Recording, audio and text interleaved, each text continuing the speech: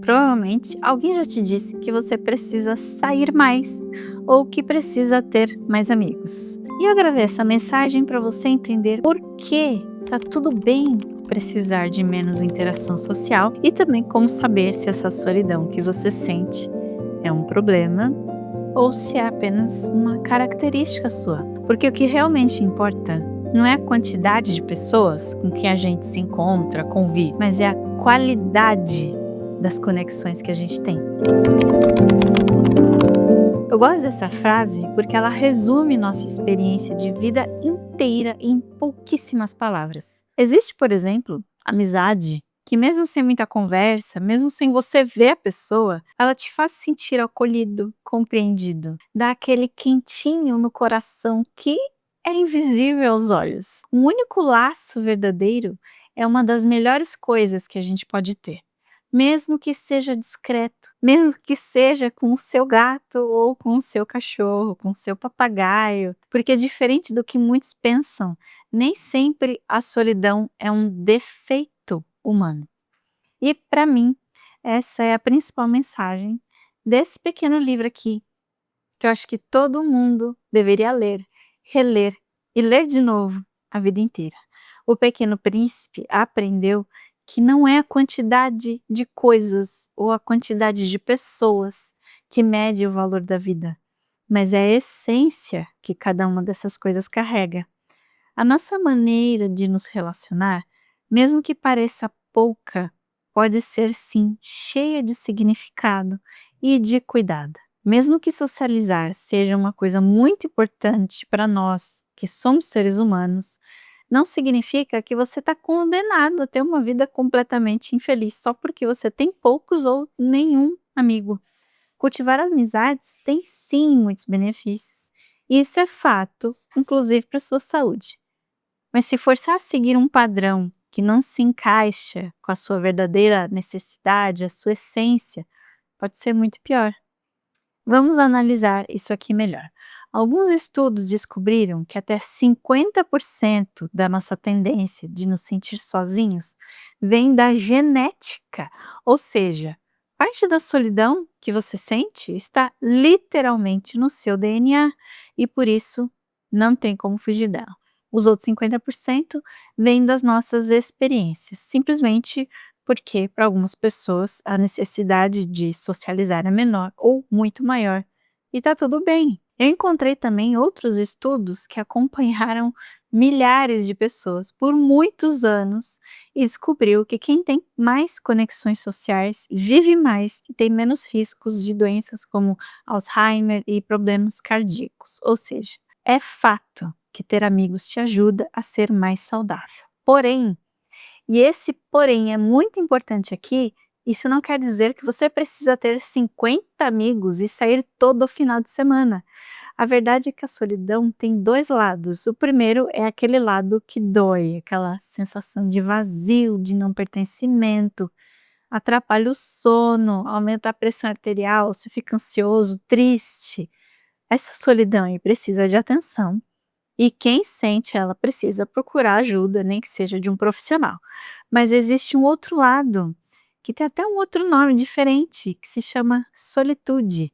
Solitude é uma escolha consciente de ficar consigo mesmo, de curtir seu próprio ritmo, sem pressão. O filósofo Schopenhauer, por exemplo, ele via a solidão como um privilégio para quem quer mergulhar nas próprias ideias sem se distrair. Ele dizia que a felicidade pertence aos autossuficientes, que são aqueles que não dependem da aprovação ou da atenção de ninguém. Pode até soar meio egoísta, mas faz sentido, porque essa é a verdade.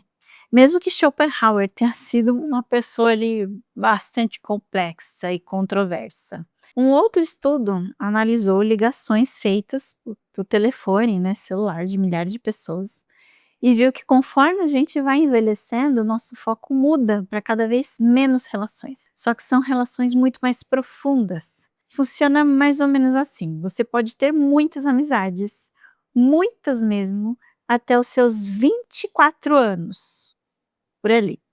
É nessa fase da vida que a gente atinge o nosso máximo de contatos, até por conta da velocidade que a nossa vida está se transformando e tanto de coisa que a gente está fazendo ao mesmo tempo, né.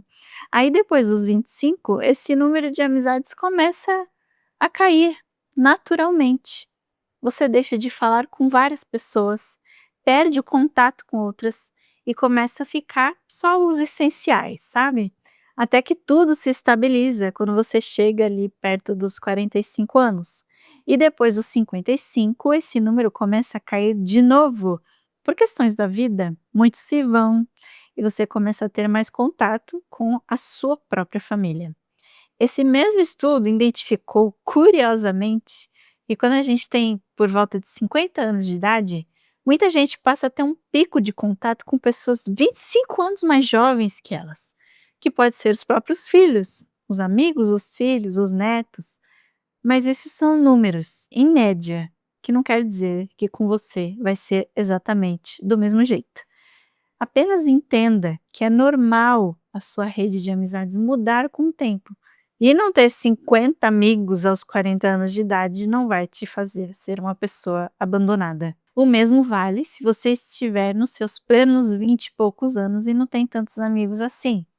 Lembra que o Pequeno Príncipe cuidava da Rosa com todo carinho, porque ela era única? Então, cada amizade tem seu jeitinho especial de florescer também. Não adianta você encher a sua agenda se o que importa é um gesto mais simples, aquele papo que deixa o coração quentinho, coisas que não se contam em números.